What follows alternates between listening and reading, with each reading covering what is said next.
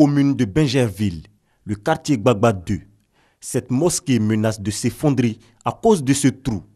Et pourtant, il y a quelques mois, c'était juste un petit trou. Aujourd'hui, avec les pluies qui ne cessent de tomber, le trou s'est élargi.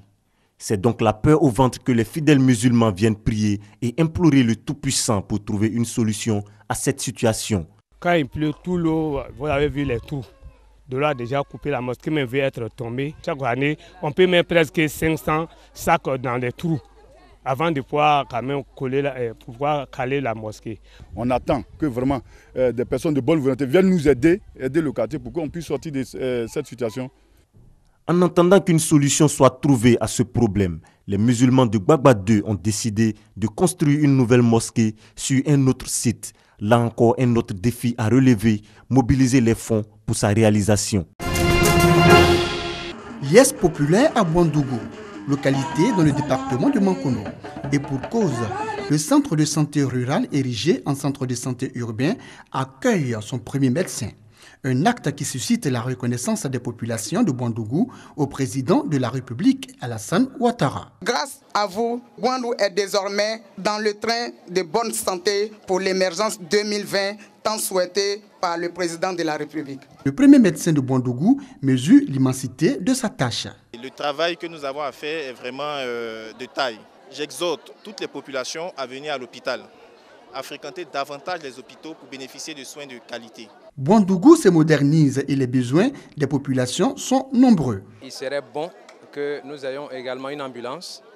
Il serait bon que nous ayons un plateau technique amélioré pour permettre de faire les interventions chirurgicales de moindre importance sur place.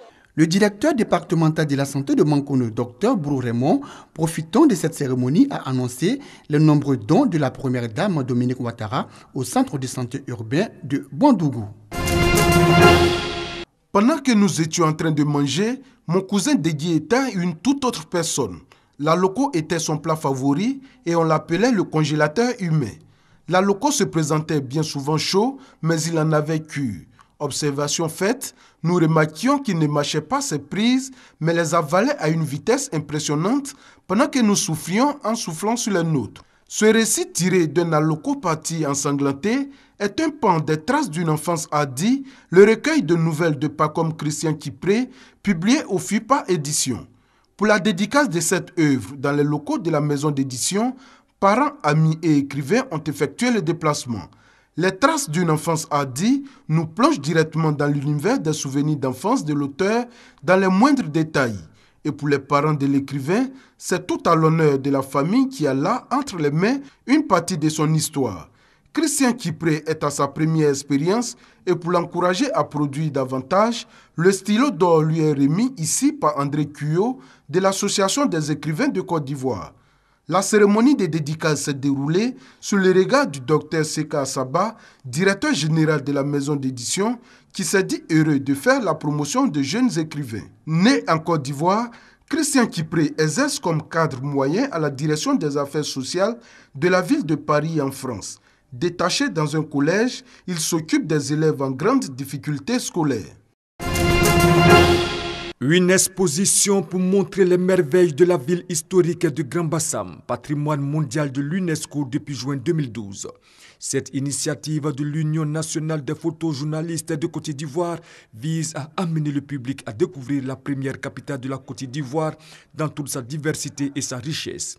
L'architecture, les bâtisses coloniales, le phare, la bissa, la pêche sont autant d'atouts proposés par 13 photographes ivoiriens sur les 6 maisons de la rotonde des arts contemporains. Depuis juin 2012, les sites et les vestiges qui sont tombés dans le domaine du patrimoine de l'UNESCO, nous avons trouvé bon d'aller vraiment porter un regard sur cette ville-là et de faire ressortir vraiment les images que vous voyez actuellement. Tout ce qui est signe et traces, qui tracent les traces de Grand Bassam, nous avons essayé au travers de notre objectif de les capter afin qu'elles ne disparaissent plus jamais.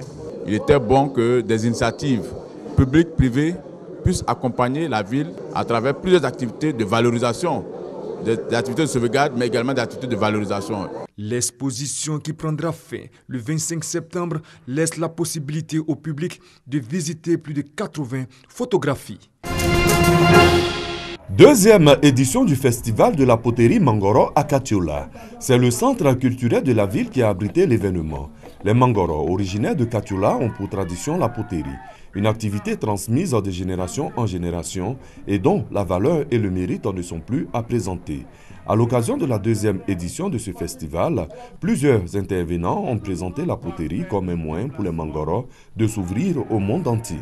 Je lance un appel à tous mes frères et toutes mes sœurs de Katiola et de la diaspora afin d'œuvrer pour la pérennisation du festival et de faire de notre mutuelle, la ville de Com, un véritable outil de développement.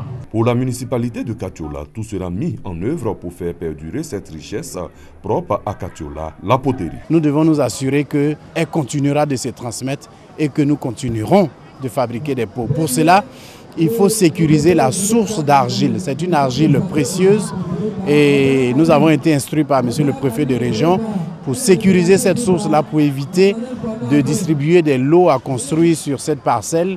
Plusieurs œuvres d'art réalisées par les potiers Mangoro de Katiola ont été exposées à l'occasion de ce festival. Warrior résidentiel de Sakassou, Esprit Tranquille et Bata Système de Boaké, Dynamique Groupe de Béoumi, Warrior Zanikro de Botro. Ces 5 groupes sont qualifiés pour la finale de concours vacances 2015 de Radio Boaké, une finale qui va se jouer le 29 août prochain au centre culturel Jakaka.